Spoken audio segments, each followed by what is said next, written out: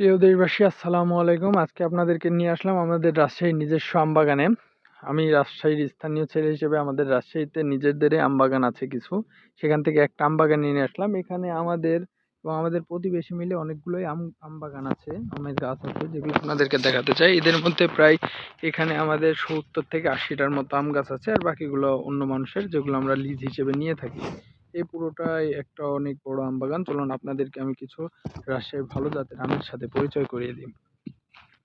যে এটা হচ্ছে হিমসাগর আম। অনেকে রাজশাহীর ভাষায় ক্ষীরসাপাত, হিমসাগর বিভিন্ন নামে এটাকে চিনে থাকে। এগুলা এখন বর্তমানে এই সাইজ, আরো কিছুদিনে এটা বড় হবে এবং পরিপক্ক হতে আরো কিছু 15 থেকে 20 দিন সময় লাগবে। এইটা হচ্ছে আপনার, যেটাকে আমের রাজা এখন বর্তমানে বলা হয়, এটাকে আম্রপালি আম হিসেবে অনেকে পরিচিত অনেকের কাছে। এদিকে আপনাদেরকে পুরো বাগানটা একটু ছোট্ট সময়ের মধ্যে দেখানোর চেষ্টা করি। যে এগুলা হিমসাগর আম ধরে আছে। আমের ফলন এবার কিছুটা কম হওয়াতে সাইজগুলো যথেষ্ট ভালো হয়েছে। এদিকে একটু নিয়ে যায় আপনাদেরকে। এটা হচ্ছে ফজলি, এখন অনেক সময় আছে যেটাতে।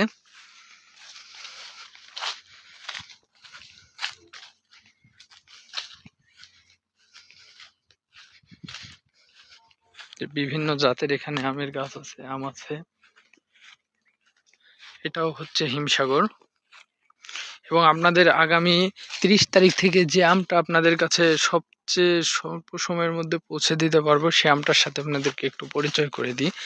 যে এগুলো হচ্ছে হিমসাগর আম ধরে আছে, অনেক সুন্দর একটা সাইজ হচ্ছে। আগামীতে আরো, এটা হচ্ছে রানী পছন্দ আম, যেটার সাইজ অনেকটা লিচুর চেয়ে কিছুটা বড় হয়। অনেকে আবার ছোট সাইজ ভেবে থাকেন, এটা তা না, এটা লিচুর চাইতে কিছুটা ছোট হয়। এই সাইডে আমাদের এখানে দুইটা গোপালভোগের গাছ আছে, গোপালভোগ আমের, যেটা আগামী 30 তারিখের মধ্যে রাজশাহীর সর্বপ্রথম জাতের আমের মধ্যে এটা উঠবে।